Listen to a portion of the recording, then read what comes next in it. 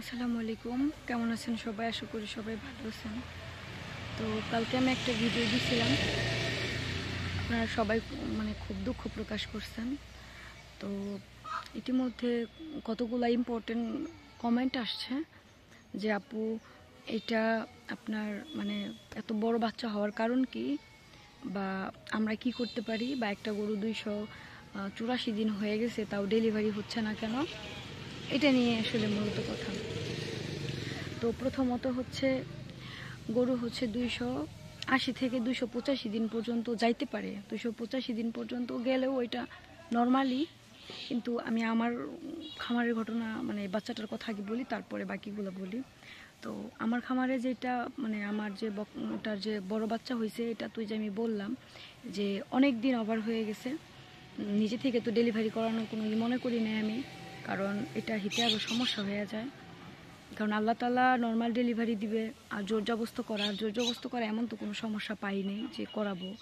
আছে না, গাভীটার মধ্যে একটু অস্বস্তি, ছটফট অনেক কিছু থাকে না, এমন হইলে না বলা যায় যে হয়তো বা পেটে বাচ্চার কোনো সমস্যা হয়েছে বা বাচ্চা ডেলিভারি করাই ফেলি, এমন কিছুই ছিল না। এমনি সব নর্মাল ছিল, কিন্তু উলান বা ওর যে একটা বৈশিষ্ট্য, এটার মধ্যে থেকে ডেলিভারি টাইমটা একটু বেশি মনে হচ্ছে এবং ডেট অনুযায়ী বেশি মনে হচ্ছে, প্রায় 1 মাস না আর একটু কম, এরকম একটা টাইমের মতো বেশি। তো এরকম টাইমের মতো বেশি ছিল। পানি পড়া খাওয়াইছি, পানি পড়া খাওয়ানোর পরে রাতে খাওয়াইছি, আর ওই যে বললাম সকালে একবার খাওয়াইছি, সকালের পরেই ব্যথা উঠছে আর কি, 12টার দিকে ব্যথা বোঝা গেছে, 1:30 বাজে, 1:30 বাজে হয়তো বা আমরা চকে থেকে আসছি, আসার পরে ডেলিভারির জন্য আর কি পুরোপুরি একটা গেছি আর কি। তো এই আর কি। তো আমি এটা আপনাদের কথা বলে আমার যেটা হয়ে গেছে এটা তো আর বলে লাভ নাই। তো আরেকজনে বলছেন যে আপু হয়তো 100% সিমেন্ট দিয়েছিলেন আপনি এর কারণে। আসলে আমি কোনো 100% সিমেন্ট দিই নাই। প্রথমত আমি 100% দিই না। আমি আসলে দীর্ঘ 13 বছর ধরে গরু পালি ভাই। আমি আমার অভিজ্ঞতাই বলতেছি, আমার চেয়ে অভিজ্ঞতা মানুষ আপনারা আছেন, কিন্তু আমি দীর্ঘ 13 বছর ধরে খামার করে প্রায় কয়েক হাজার গরু আমার হাতে হয়েছে, কারণ গরু তো 13 বছরে কয়টা পালি নাই, এই কয়টা না, গরু তো বিক্রি করছি, গেছে বড়, এরকম আর কি। তো আল্লাহর রহমতে এমন কোনো দিন হয় নাই। আর যা তো আমার ঠিক আছে, মায়ের থেকে বাচ্চা ভালো আসে, মা ভালো আসে, নানি ভালো থাকে, এরকম আমি যাত্রাকে আর কি খুব ডেভেলপ করতে পারতেছি, আল্লাহর রহমত আছে এর জন্য। আর 100% দিলেও আমার খামারে কিছু হয় না, কারণ আমি সবসময় দারোয়ানের মতো থাকি, কি বলবো, সবসময় একটা সিকিউরিটি দেওয়ার চেষ্টা করি, এবং আল্লাহ তাআলার মূল কারণ হচ্ছে আল্লাহ তাআলার রহমত আর কি। তো এরকম আর কি। তো প্রথমত হচ্ছে আমি যেটা বলবো সেটা ইয়ার কথাটা, যে অন্য খামারের কথাটা যদি আমি বলি, যে অন্য খামারে না বলছেন আর কি যে বাচ্চা বড় হওয়ার কারণ কি, একটা ভাই আমাকে কমেন্ট করছিলেন, যদি ভাই নামটা বলতে পারতেছি না, যে আপু তাহলে আমরা কী করবো, আমরা একটু সচেতন হব, আপনি একটু বললেন। আসলে গরুকে আপনি প্রথমত যেটা করণীয়, একটা প্রেগনেন্ট যদি গরু হয়ে থাকে, যদি প্রেগনেন্ট হওয়ার পরে তাকে 3 মাস 2.5 থেকে 3 মাস অন্তর অন্তর তাকে কৃমিনাশক দিবেন, লিভার টনিক খাওয়াবেন। কৃমির থেকে মূল রোগের আপনার হচ্ছে কি বলবো আর, রোগ হচ্ছে কৃমির হচ্ছে বাবা মা, যেমন ডায়াবেটিস হচ্ছে প্রতিটা রোগের বাবা মা, এমন হচ্ছে। কারণ আপনার গরুর পেটে কৃমি থাকলে আপনি যে খাবারটা খাবেন সঠিকভাবে পুষ্টি পাবে না, এরকম থাকবে। এবং আপনি আরেকটা বিষয়, সেটা হচ্ছে গরুকে যে আপনি যে ভ্যাকসিনেশন এগুলো ঠিক মতো করাবেন। দ্বিতীয় সবচেয়ে ফার্স্ট অফ অল যে কথাটা, সেটা গরুকে আপনি পর্যাপ্ত পরিমাণ পুষ্টিকর খাবার খাওয়াবেন। কারণ আপনি যত খাবার খাওয়াবেন, যত গরুর পেটটা ভরা থাকবে তত বাচ্চাটার সাইজে ছোট থাকবে। যত আপনি খাবার কম খাওয়াবেন তত পেটে বাচ্চাটা বড় হবে, বাচ্চাটা পুষ্টি পাবে না, বাচ্চাটা বড় হয়ে যাবে, ডেলিভারিতে একটা জটিলতা হবে। যত আপনি গরুকে পুষ্টিকর খাবার খাওয়াবেন, শুধু খাওয়াইলেই হবে না, পুষ্টিকর খাবার খাওয়াবেন, তত গরুর বাচ্চাটা সাইজে ছোট হবে, বাচ্চাটা থাকবে খুবই স্ট্রং থাকবে, যে বাচ্চাটা আপনার দেখা যাবে রোগবালাই কম হবে, তারপর শরীরে অনেক পুষ্টি থাকবে। এবং প্রেগনেন্ট অবস্থায় মানুষের মনে এখনও ভুল ধারণা আছে যে ক্যালসিয়াম ভিটামিন খাওয়াইলে নাকি পেটে বাচ্চা বড় হয়। আসলে এটা কোনো কথা না।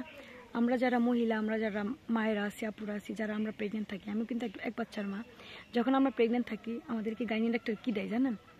আয়রন ট্যাবলেট দেন, ক্যালসিয়াম দেন, একটানা 1 কেজি করে দুধ খাইতে বলেন, পাতলা করে জাল দিয়া, কবুতরের বাচ্চা খাইতে বলেন, ডিম খাইতে বলেন, তাও বলেন যে এতে যদি রক্ত কাভার না হয় তাইলে কিন্তু ডেলিভারির আগে কিন্তু ব্লাড ভরতে হবে, এমনটা বলে না? যদি আমাকেও বলছিল, কিন্তু আমি লাস্টের মাসে খায়া পরিপূর্ণ হয়ে যাক, আল্লাহর রহমতে আমার লাগে নাই, যাই হোক। তেমন বলতো গরুকে তো আমরা ব্লাড দিতে পারি না, গরুকে আমরা কি দিব, গরুকে আমরা যেটা দিব সেটা হচ্ছে গরুকে আমরা পর্যাপ্ত পরিমাণ কাঁচা ঘাস দিব, গরুকে আমরা সঠিক দানাদার খাবার দিব, গরুকে আমরা আয়রন দিব, ক্যালসিয়াম দিব। শুধু দিলেই হবে না, এখন আয়রন, ক্যালসিয়াম, ভিটামিন, মিনারেল যে আমি বললাম, এটা দিবেনই যে আপনি দিলেই যে আপনি সব পুষ্টি পাচ্ছেন এটা না। আপনি একটা ক্যালসিয়াম যে খাওয়াচ্ছেন সেই ক্যালসিয়াম থেকে আপনি কত পার্সেন্টেজ পাইতেছেন, কত পার্সেন্টেজ বলতে কত পার্সেন্ট আপনার গরুর মধ্যে কাভার হচ্ছে, বা আপনি যেটা দিচ্ছেন সেটার থেকে আপনি মানে আয়রনটা দিচ্ছেন কত পার্সেন্ট আপনার গরু সেটা পাচ্ছে, আপনি দিচ্ছেন কত পার্সেন্ট পাচ্ছে, কত পার্সেন্ট, অনেক আসল বিষয় আছে, বুঝছেন। এটা এই জন্য আপনি ডাক্তারের পরামর্শ নিতে হবে বা যারা অভিজ্ঞ তাদের পরামর্শ নিতে হবে, সমস্যা নেই। তা আমার গরুর সব কিছু ঠিক ছিল, কিন্তু আমার গরুর যেটা সেটা হচ্ছে আমার গরুটা বান দিছিল। আপনারা অনেকেই শিরিক বলেন, যাই বলেন ভাই, আল্লাহর রাস্তা আপনারা যা বিশ্বাস করেন তাই, এবং আমাদের সাথে যেটা ঘটে আমরা সেটাই বলবো আর কি। বাট অরিজিনালি আমার বোনের বাড়িতে হয়েছিল বলছিলাম আমি। তো এর জন্য আমার গরুটার যেটা সমস্যা ছিল, গরুটা আপনার এই মানে বাচ্চাটা অনেক বড়, আমি বলে শেষ করতে পারবো না ভাই, আমার ভালো লাগে না, অনেক বড় ছিল। আমি আমার জীবনে এত বড় বাচ্চা দেখি নাই। ওই ভাবিটা যে গোবর ভাঙতেছে ওই ভাবিটা একটু আগে এসে বললো কয়েকটি এত বড় বাচ্চা দেখি নাই, মানে আফসোস করে যে এত বড় বাচ্চা। আপনারা দেখেন, আল্লাহর হস্তে বিশ্বাস করেন ভাই, মিনিমাম 2.5 মণ ওজন, মিনিমাম 2.5 মণ ওজন। 2.5 মণ ওজন গরু তো পালি ভাই, ওজন করে খাই বুঝি, মিনিমাম 2.5 মণ ওজন হইবে। 2.5 মণ ওজন আপনি চিন্তা করতে পারেন, এটা আসলে মানে কেমনে হইব এটা।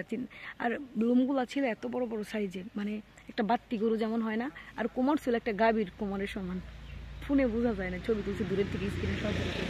আর আরেকজন পণ্ডিত ভাই আমাকে বলছেন যে ইতি ডেলিভারি করতে পারে না, ইতি ডেলিভারি করতে গেছে এর জন্য গরুটা বাচ্চা মেরে ফেলছে। ওইটা কি ওই বাচ্চা ছিল? আমার তো একদিন 2টা গাভী বাচ্চা দিছে। একটা হচ্ছে আপনার সাদা গাভীটা বাচ্চা দিছে দুপুরের মা, আরেকটা রাতে দিছে। টেরাবাট আছে না আমার, টেরাবাটের, ওইটা টেরাবাটের টাইমে হাত দিছিলাম। আমি যদিও এখন আমি আমার খামার থেকে গরু দেখাবো না বলছি, এর জন্য দেখাইতে যাবো না। টেরাবাটেরটা হাত দিয়েছিলাম। আর এটা যেটা ডেলিভারি হয়েছে এইটা হচ্ছে আমার 6 বাটের মেয়ে, সে হচ্ছে নতুন পাবলিক, এর জন্য আমাকে এটা বলতেছে। ভাই আমি ডেলিভারি করাইতে পারি না ঠিক আছে, কিন্তু আমি তো আর মানে ভিতরে তার অকাজ করি নাই কিছু যে এটা মারা যাবে। আর ভিতরে হাত দিলে কি গরু মারা যায়?